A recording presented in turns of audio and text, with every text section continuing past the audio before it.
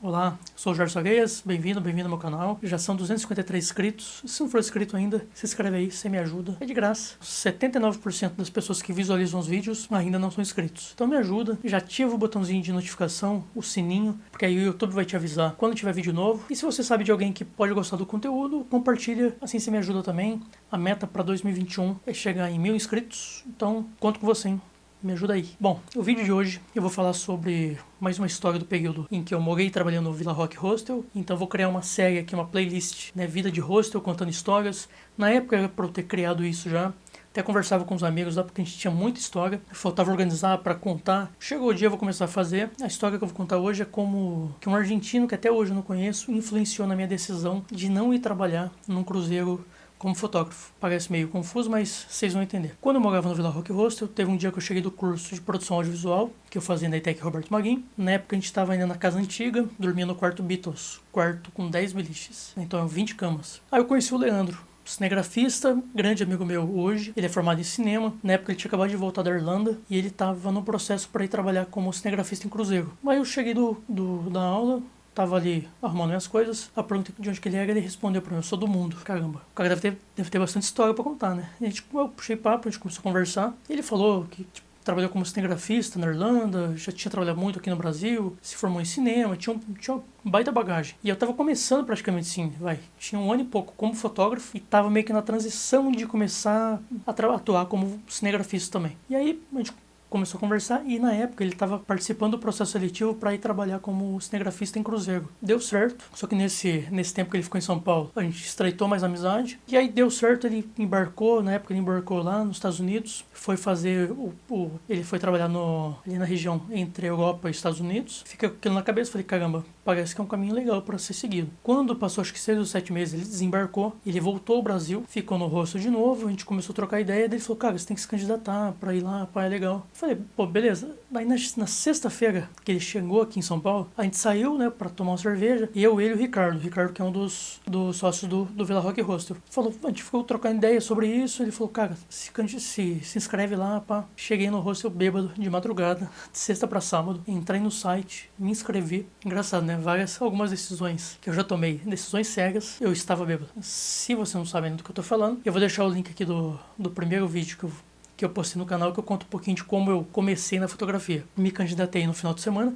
Na segunda-feira veio a resposta pra mim. Só que eu queria ir como cinegrafista. E porque é o cargo que ele tinha, que tinha uma posição melhor, tinha um salário melhor também. Só que eu não tinha bagagem necessária, eu não tinha experiência necessária, eu sabia disso. Mas eu tentei. Aí tudo bem, até um erro meu. Mas eu tinha sido aprovado na primeira fase para seguir no processo como fotógrafo. Falei, beleza, tô dentro. E aí na época tinha um cara que morava no hostel, um outro cara que morava no hostel, que ele já tinha trabalhado em vários cruzeiros. Ele tinha uma boa experiência e ele comentou comigo que a melhor companhia, no ponto de vista dele, era uma empresa norueguesa chamada Norwegian, que é uma baita empresa. Então guarda essa informação aí que mais na frente vai ser relevante. Passaram uns dias e eu fui aprovado na primeira fase. Eles iam fazer uma entrevista comigo via Skype. Na época, meu irmão tava morando no Canadá. E eu falei pra ele, ó, quando você puder, você me liga pra gente trocar uma ideia, pra treinar meu inglês. E aí, do nada, um dia eu tava gravando com uns amigos meus da ETEC. Tava gravando um conteúdo sobre capoeira, do nosso amigo Rodrigo. Tava eu, o André e o Rodrigo. Toco o telefone e era um cara falando inglês comigo, que era a entrevista. Putz, aí eu saí da gravação, fui lá. Aí começou a me perguntar coisas pra mim em inglês, tudo. E eu fui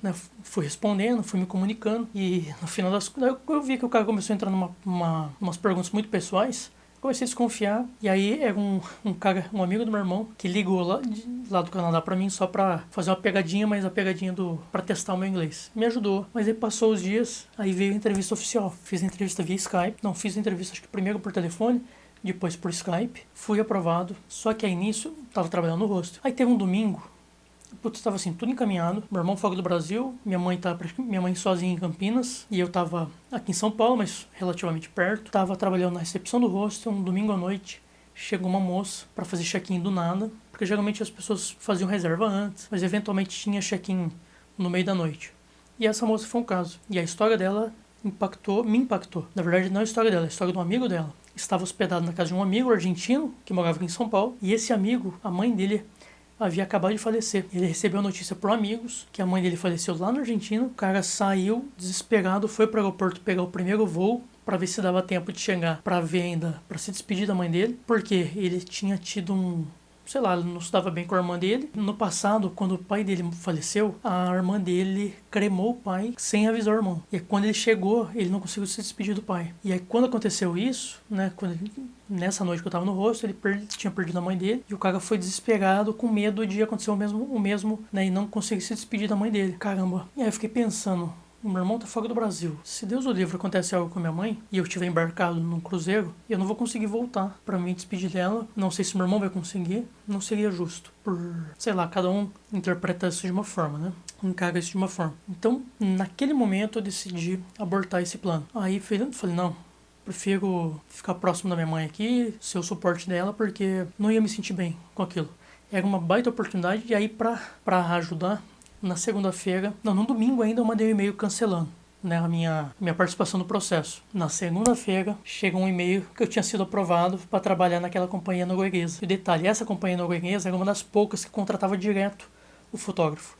A grande maioria das companhias, elas terceirizavam a parte de imagens, né, de fotografia, para que uma outra empresa explorasse, né, a captação das imagens e vendesse o conteúdo para os viajantes, né, para os passageiros. E essa companhia era uma das poucas que contratava direto. E quando eu vi o e-mail, só que eu já tinha mandado o e-mail, né, com a minha negativa, e mesmo assim, minha opinião já estava formada. Sei lá, Deus sabe das coisas. Se eu tivesse aceito aquela proposta, não sei, eu não estaria confortável, porque acho que tudo na vida você tem que estar 100%, né, focado naquilo que você quer. E não é aquilo que eu queria realmente, né? Eu ia suprir parte do meu desejo. E hoje, provavelmente, não estaria aqui. Não teria conhecido minha esposa, não teria minha família. Mas eu queria só compartilhar essa história, que é da época do hostel. Tem muitas lembranças de lá, muitas boas histórias. Até outro dia eu estava conversando com um amigo de lá, com o Andreas. Ele comentou sobre a série, podia fazer uma série com lendas do hostel, né? Tem muitos personagens que passaram por lá, muitos que eu nem conheci, mas que conheci por nome, por histórias. Paulão, né, o saudoso Paulão, amigo nosso, ele sempre contava as histórias das lendas do hostel, o Ricardo também, toda a galera lá, né, o Sérgio Café, o Hugo, o Cazu, toda a galera sempre lembrava de um personagem ou outro que passou por lá. Bom, e tem muitas histórias, e eu vi que o vídeo que eu fiz aqui sobre morar e trabalhar em hostel teve uma repercussão legal. Então, bom, era isso que eu queria compartilhar hoje. Se não for inscrito ainda, de novo, se inscreve aí, se me ajuda. Um abraço e até o próximo vídeo. Valeu!